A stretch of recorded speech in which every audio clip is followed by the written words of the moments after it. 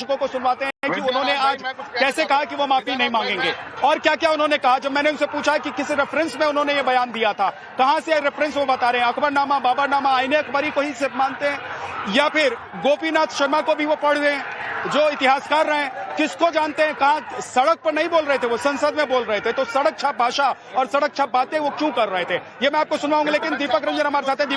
दीपक रंजन, तमाम सवाल आपसे ही हैं, जवाब दीजिए। जो लोग यहाँ पर खड़े कह रहे हैं कि हम लोग तो यहाँ इकट्ठा नहीं होते, जरूरत ही नहीं पड़ती, अगर आप लोग माफी मांग लेते। देखिए विद्या जी, लड़ाई हमेशा विचारों की होती है। जो उनकी बात आई थी, विचारों से उनकी लड़ाई लड़ सकते थे, लेकिन इसका ये मतलब नहीं कि एक राज्यसभा सांसद के घर आप पूछ कर जाइए, उनकी गाड़ी तोड़ दीजिए, उनकी घर के परिवार के बच्चे महिलाएं जो है वो बेचारे दहशत में, उनका शीशा तोड़ दीजिए। राणा संघ गद्दार है, ये आइडियोलॉजी है। राणा संघ गद्दार है दीपक भाई, ये आइडियोलॉजी है। मतलब समाजवादी पार्टी की आइडियोलॉजी है कि राणा सांगा गद्दार है। आपके हिसाब से राणा सांगा गद्दार है, ये समाजवादी पार्टी की आइडियोलॉजी है। आपने कहा कि विचारों की लड़ाई है। विचारों की लड़ाई ये है कि आप किसी शूरवीर को आप लोग आइडियोलॉजी से जोड़ के गद्दार कह देंगे और आप सोचेंगे कि देश की जनता आपको माफ कर दे। आप सोचेंगे कि देश की जनता आपको माफ कर दे। सदन में लोकतंत्र के मंदिर में रमेश भिदोड़ी ने क्या ये समाजवादी पार्टी की आइडियोलॉजी है। दीपक जी, मैं आपसे पूछ रहा हूँ, तो क्या इनकी आइडियोलॉजी है? इनकी आइडियोलॉजी है। रमेश भिदोड़ी ने क्या कहा? सिर्फ दीपक रंजन बोलेंगे और कोई नहीं बोलेगा। मैंने क्या कहा? सिर्फ दीपक रंजन बोलेंगे और दीपक रंजन को और मुझे रखिए स्क्रीन पर। और दीपक रंजन, जवाब दीजिए आप कि क्या ये समाजवादी पार्टी की आइडियोलॉजी है कि राणा सांगा, महाराणा प्रताप जैसे जो शूरवीर हमारे देश के हैं वो गद्दार थे, तो क्या ये और बाबर और अकबर औरंगजेब आप लोगों के लिए महान ताबीर था। लोकतंत्र आपकी आइडियोलॉजी है, आपकी आइडियोलॉजी। आपने कहा ये विचारों की लड़ाई है। ये लोग विचारों की लड़ाई लड़ने के लिए नहीं आए भाई साहब। भाई साहब, ये विचारों की लड़ाई लड़ने के लिए नहीं आए, ये सम्मान की लड़ाई लड़ने के लिए आए। ये सम्मान की लड़ाई लड़ने के लिए आए। ये सम्मान की लड़ाई है, ये सम्मान की लड़ाई लड़ने के लिए आए। और अगर आप कह रहे हैं कि आइडियोलॉजी की लड़ाई है, इसका मतलब आप लोग मानते हैं कि औरंगजेब महान, आप लोग मानते हैं अकबर महान, आप लोग मानते हैं बाबर महान। अरे रमेश भिदोड़ी की आइडियोलॉजी को आप मानते हो? आप मानते हो लोकतंत्र मंदिर में क्या कहते हो रमेश भिदोड़ी ने? आप मानते हो उस बहाना में जोड़ दो? क्या करता है रमेश भिदोड़ी का? रमेश भिदोड़ी ने किन शब्दों का इस्तेमाल किया था स्टूडियो में एक जाति विशेष के लिए? नहीं, लोकतंत्र मंदिर में बातें नहीं। मैं फिर से अपील करता हूँ, दीपक भाई एक मिनट रुक जाइए। देखिए, ये पैनल में जितने भी लोग बैठे हुए हैं सब सम्मानित हैं, सब अपनी बात कहने के लिए आए हैं, लेकिन मैं नहीं, एक सेकंड रुक जाइए। मैं ये कहना चाहता हूं कि आप किसी भी व्यक्ति के कहने पर, किसी भी संवाद पर आप कानून को अपने हाथ में ना लें। मेरा आप लोगों से रिक्वेस्ट है, और तमाम लोग जो लाखों लोग या हजारों लोग जो यहाँ पर जुटे हुए हैं उनसे मेरा रिक्वेस्ट है। लेकिन जरा एक बार सुन लीजिए, राम जी लाल सुमन जो कि समाजवादी पार्टी के सांसद हैं, राज्यसभा में उन्होंने बयान दिया। सभापति ने कहा कि यह आपत्तिजनक है, सभापति ने रिकॉर्ड से उसको हटा दिया, लेकिन आज भी राम जी लाल सुमन कहते हैं कि हम उस पर माफी नहीं मांगेंगे। जब मैंने उनसे सवाल किया कैसे वो बौखलाए हुए नजर आए, जरा देखिए और सुनिए। करनी सेना समेत 10 ऐसे संगठन जो आगरा में मौजूद हैं, बड़ी संख्या में लोग, और इस विवाद के बाद उनका आक्रोश रामजी लाल सुमन को लेकर है। जो बयान आपने दिया उसके बाद बड़ी संख्या में लोग, ये कहा जा रहा है कि 1 लाख के करीब लोग आज आगरा पहुंच रहे हैं जो आक्रोशित हैं।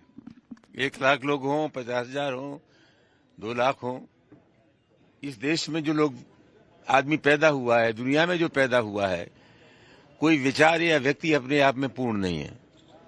मेरे विचार से असहमति हो सकती है, मेरे बयान से लोगों में नाराजगी हो सकती है, लेकिन उस नाराजगी को व्यक्त करने का हमारे देश में एक माध्यम है, तरीका है, संविधान है, कानून है, और मैं समझता हूं वातावरण हिंसक न बने। कुल मिलाकर के तो जनतंत्र में जो विरोध करने का हमें अधिकार है, उसका अगर लोग इस्तेमाल करें तो ज्यादा अच्छा है। हिंसा किसी भी कीमत पर इस देश की सेहत के लिए ठीक नहीं है, और मैं समझता हूं, मेरा विनम्र आग्रह उन मित्रों से कि किसी भी कीमत पर इस देश में तनाव पैदा नहीं होना चाहिए। लेकिन जब आप बयान दे रहे थे तब नहीं सोच रहे थे कि जो आप बोल रहे हैं उससे तनाव पैदा हो जाएगा, एक जाति, एक वर्ग विशेष को ये बातें अच्छी नहीं लगेंगी? न तो मैंने किसी जाति की बात की, न वर्ग विशेष की बात की, न किसी धर्म की बात की। मैंने जो बयान दिया था राज्यसभा में, सभापति जी ने उसे आपत्तिजनक मान करके संसद की कार्यवाही से निकाल दिया था, और मैं समझता हूँ कोई मुद्दा बाकी नहीं रह जाता है। आप माफी मांग लीजिए फिर। काहे के लिए? आपने जो राणा सांगा के लिए कहा, जिसको आपने कहा कि विवादित समझकर राज्यसभा में सभापति ने बाहर निकाल दिया, जिस मुझे जितना कहना था मैं कह चुका हूं, उन चीजों की मैं पुनरावृत्ति नहीं करना चाहता। आप देश को कौन सा इतिहास पढ़ाना चाहते हैं? ऐसा है, मेरे पिताजी ने तो इतिहासकार थे, न मैं इतिहासकार हूं। हमने थोड़ा बहुत जो पढ़ा वो कह दिया था, उसका ऐतिहासिक संदर्भ है और उसे कहीं भी पढ़ा जा सकता है। तो वो तो ठीक बात है, लेकिन राह चलते अगर कोई हमें कुछ पढ़ा दे तो हम उसको सच मानकर देश के ऊपर थोप थोड़े ना देंगे। हम राह चलने वाले पढ़ने वाले में थोड़े ही, हमारा 55 वर्ष का अनुभव है, थोड़ा पढ़ने लिखने से भी रास्ता है। आप क्या समझते हैं मैं बेतु की बातें करूंगा, बगैर किसी के संदर्भ के बात करूंगा? क्या बात करते हैं आप? सर रेफरेंस दीजिए, जो आपने बयान दिया उसका रेफरेंस बताइए। Medieval history of India, Subhash Chandra. अब ये सीरियल चल रहा है, डिस्कवरी ऑफ इंडिया, भारतीय खोज, उसको देख लीजिए। गोपीनाथ शर्मा जी को पढ़ा है आपने? मैंने, ऐसा है कितने लोगों को मैं पढ़ूं, मैंने कहीं न कहीं पढ़ा है, वो इतिहास मैंने तो लिखा नहीं। कुल मिलाकर के जिन लोगों ने लिखा हमसे आप बात करिए ना, कहीं न कहीं पढ़ा है मैंने, उसी संदर्भ में। सर कहीं ना कहीं पढ़ा है मैंने। आजकल तो व्हाट्सएप यूनिवर्सिटी चलती है, उसमें कोई कुछ भी लिख देता है। आपने जो एक रेफरेंस दिया, मैं भी आपको एक रेफरेंस देना चाहता हूं। मैं कह रहा हूं कि अकबरनामा आप पढ़ लीजिए, आप बाबरनामा पढ़ लीजिए, आईने अकबरी पढ़ लीजिए। आप उन बातों को सच मानेंगे कि हमारे जो इतिहासकारों ने जिन बातों को रेफरेंस के साथ सही लिखा है उसको आप सच मानेंगे? मैंने कहीं पढ़ा वो कह दिया। अब हम तो बहस कर रहे हैं आप, हम तो नहीं सर, मैं तो जानना चाहता हूं कि क्योंकि आपकी बातों से लोग दुखी हुए। मैंने कहीं पढ़ा और उसका उल्लेख मैंने कर दिया था।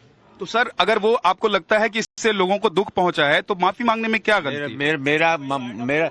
मेरा मकसद किसी की सामाजिक, मेरा मकसद किसी की भावना को ठेस पहुंचाने का नहीं था। कुल मिलाकर के मैं सामाजिक सद्भाव चाहता हूं। ये सुन रहे हैं रामजी लाल सुमन, समाजवादी पार्टी के राज्यसभा सांसद, जिन्होंने बयान दिया, जिनके बयान पर लगातार विवाद हो रहा है और इसको लेकर बवाल भी मचा। आज एक बार फिर से जब करणी सेना ने यहां पर बड़ा कार्यक्रम राणा सांगा की जयंती पर आगरा में आयोजित किया है, तो ऐसे में आशंका इस बात की है कि कहीं रामजी लाल सुमन के घर तक लोग पहुंच ना जाएं, इसलिए सुरक्षा व्यवस्था यहां पर बहुत कड़ी की गई है। लेकिन आपको मैं बता दूं, ये वही आगरा है जिसे इब्राहिम लोधी को हराने के बाद छावनी बनाया था अपना राणा सांगा ने, और एक बार फिर से आगरा को छावनी में तब्दील करना पड़ा है प्रशासन को, क्योंकि बड़ी संख्या में वो लोग यहां पर जुटे हैं हिंदूवादी संगठन और करणी सेना से, जिनको चोट लगी है और जिनकी भावना आहत हुई है रामजी लाल सुमन के बयान से। तो विवेक श्रीवास्तव जी, इतिहास बाबर वाला चलेगा देश में या इतिहास गोपीनाथ शर्मा वाला चलेगा इस देश में? इतिहास राणा सांगा वाला चलेगा, महाराणा प्रताप वाला चलेगा इस देश में? नहीं, ऐसे ये आपके कहने से राणा सांगा वाला, बाबर वाला, ये सब नहीं होता। जो पुराने हिस्टोरिकल टेक्स्ट्स हैं, जिसको इंटरनेशनल और नेशनल हिस्टोरियंस ने एक्नॉलेज किया है, जो आपकी आर्कियोलॉजिकल सर्वे ऑफ इंडिया मानता है, कार्बन डेटिंग्स होती हैं मॉन्यूमेंट्स की, उसको माना जाता है। हवाई किले से नहीं कि जो मुझे सूट करे अच्छा है तो वो इतिहास, और अगर वो मुझे सूट नहीं करता मेरी आज की हिंदूवादी राजनीति को, तो वो इतिहास ही नहीं है। ये गलत है। आईने अकबरी का अपना एक रिकॉर्ड है, औरंगजेब के कोर्ट में जो डॉक्यूमेंट्स थे उसके आधार पे बीजेपी ने कहा, और उसके आधार पे इन्होंने कहा कि साहब मंदिर औरंगजेब ने तोड़े हैं। तब आप बोलिए ना कि वो गलत था। श्रीवास्तव आईने अकबरी को मानते हैं क्योंकि वो सूट आप ये मानते हैं कि आईने अकबरी में जो लिखा हुआ है सब सच है? जवाब दीजिए, क्या आप मानते हैं कि आईने अकबरी में जो लिखा हुआ है सब सच है? हिस्टोरिकल टेक्स्ट है। आप मानते हैं? आप मानते हैं ना कि आईने अकबरी में जो लिखा हुआ है सब सच है? हाँ, व्हाई नॉट? तो संभल में बोल दीजिए कि मस्जिद नहीं मंदिर है। बोल दीजिए कि संभल में मस्जिद नहीं मंदिर है। बोल दीजिए संभल में मस्जिद नहीं मंदिर है। बोल सकते हैं? नहीं बोलेंगे आप, क्योंकि आपको सूट नहीं करता है। आपको सूट नहीं करता है, इसलिए आप बोलेंगे नहीं।